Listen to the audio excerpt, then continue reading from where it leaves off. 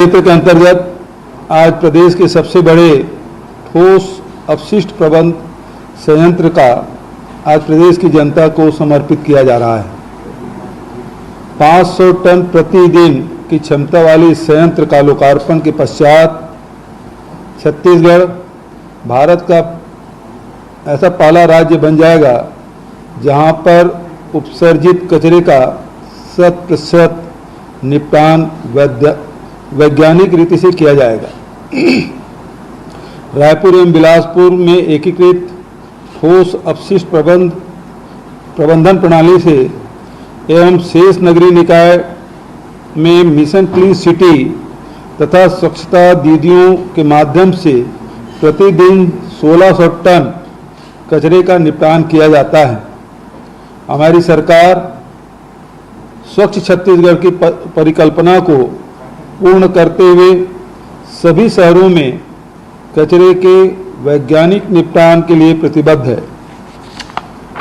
Corona में गांव के साथ शहरों में नागरिकों, जनप्रतिनिधियों, कर्मचारियों ने अपने कर्तव्य का बखूबी निर्वहन किया है, लेकिन खतरा अभी टला नहीं है। सावधानी जरूरी है। बारिश के मौसम के साथ नाले, नालियों की साफ सफाई आदि आवश्यक है। इस कार्य को प्राथमिकता से करावें। हमारी सरकार शहरी क्षेत्र में प्राथमिकता से कार्य कर रही है। पौनी पसारी योजना शहरी गरीबों को पट्टा देने, पुराने पट्टों का नियमितीकरण, मालिकाना हक देने का कार्य कर रही है। मैं इस अवसर पर सभी साथियों का अभिनंदन करता हूं, बधाई देता हूं कि शहर के छत्तीसगढ़ के नगरीय क्षेत्र में साफ सफाई के लिए एक महत्वपूर्ण कदम आप सब ने उठाया है।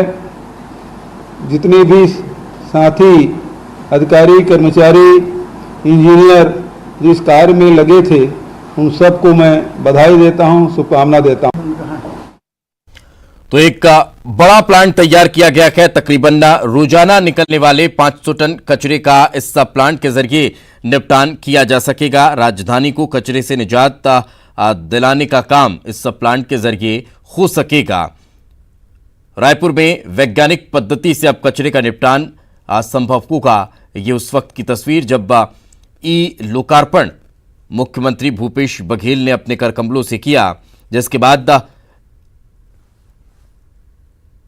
वहां पर मौजूद कांग्रेस नेताओं ने अवलोकन किया और बटन दबाकर प्लांट की जो प्रक्रियाएं हैं उसका शुभारंभ किया। सक्री गांव में ये तकरीबन 67 एकड़ की जमीन में प्लांट का निर्माण हुआ है, जिसके निर्माण में 127 करोड़ की लागत लगी। और इस पूरे परियोजना के अगर बजट का जिक्र किया जाए तो 197 करोड़ की यह परियोजना है, जिसका लाभ रायपुर और छत्तीसगढ़ वासियों को मिलेगा।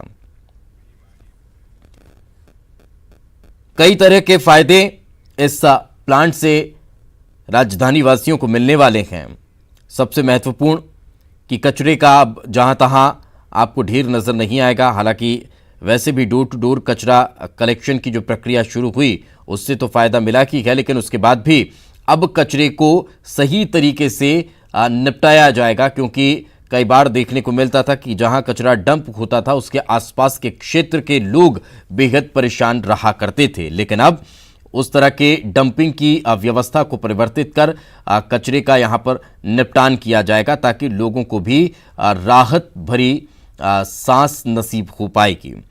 दूसरी चीज अगर बात की जाए तो स्वच्छता रैंकिंग में इसका फायदा देखने को मिलेगा, क्योंकि अगर कचरा आपको इधर उधर पड़ा हुआ नहीं मिलेगा और आप उसका सही तरीके से इस्तेमाल कर पाएंगे, उसको रिसाइकिल कर पाएंगे, उसका आप उपयोग कर पाएंगे, उससे आप खाद बनाकर इस्तेमाल कर सकते हैं, तो फिर उसमें भी आपको इसका फायदा मिलेगा। तो स्वच्छता रैंकिंग में एक सुधार की उम्मीद भी अब इस बड़े कदम के बाद नजर आती दिखाई देती है।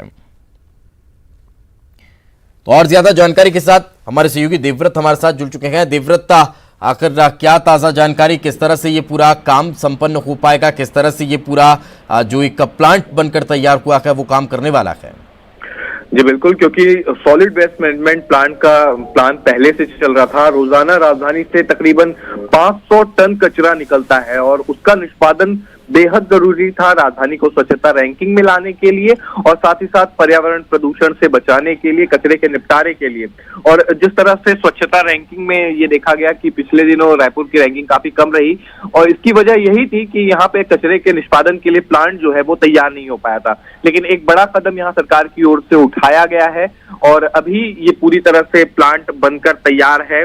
तकरीबन आपको बता दूं कि इस प्लांट पूरे परियोजना जो तैयार की गई है सॉलिड वेस्ट मैनेजमेंट की, इसकी तकरीबन लागत जो है 197 करोड़ की है और 127 करोड़ रुपए की लागत से ये पूरा प्रोसेसिंग प्लांट तैयार किया गया है। और जो भी संपूर्ण योजना है इसमें चरणबद्ध तरीके से तकरीबन 20 करोड़ रुपए की जो ग्रांट राशि है ये अनुदान के रूप में उपलब्ध कराई गई है।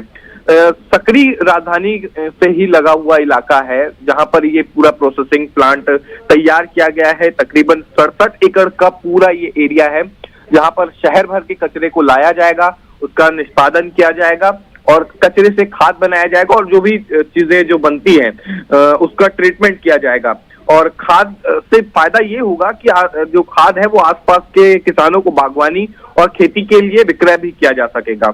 और साथ ही साथ जो जानकारी यहाँ से मिली है कि इसमें से जो सूखा कचरा होगा उससे आरडीएफ बनाकर सीमेंट फैक्ट्री को भी भेजा जाएगा और गीला कचरा जो होगा उससे तकरीबन 28 दिनों तक के कंपोस्ट खाद बनेगा। तो कुल मिलाकर एक तरह से एक बड़ी सौगात यहाँ पर राजधानी वासियों को मिल रही है, राजधानी वासियों के साथ ही साथ किसानों को भी मिल रही है कि अगर प्रोसेसिंग प्लांट तैयार होता है तो एक जैविक खाद जो है ये भी किसानों के लिए सरकार की तरफ से तैयार किया जाएगा। तो स्वच्छता की दिशा में एक बड़ा कदम यहाँ पर सरकार का है और ये एक तरह से ग्रीन लैंड बताया जा रहा है कि साइंटिफिक तरीके से लैंडफिल का यहाँ पे निर्माण किया गया है और पूरी तरह से वैज्ञानिक तरीके से, वैज्ञानिक पद्धति से इस कचरे का पूरा निष्पादन जो है राजधानी से रोजाना निकलने वाले कचरे का निष्पादन यहाँ पर होना है। चलिए बिल्कुल, बहुत बहुत शुक्रिया देवव्रत इस तमाम जानकारी के लिए। तो जैसा कि अमर सिंह भी बता रहे हैं कि काफी बड़ा एक प्रोजेक्ट है और इसके जरिए अब स्वच्छता रैंकिंग में भी अब फायदा मिलता दिखाई देगा।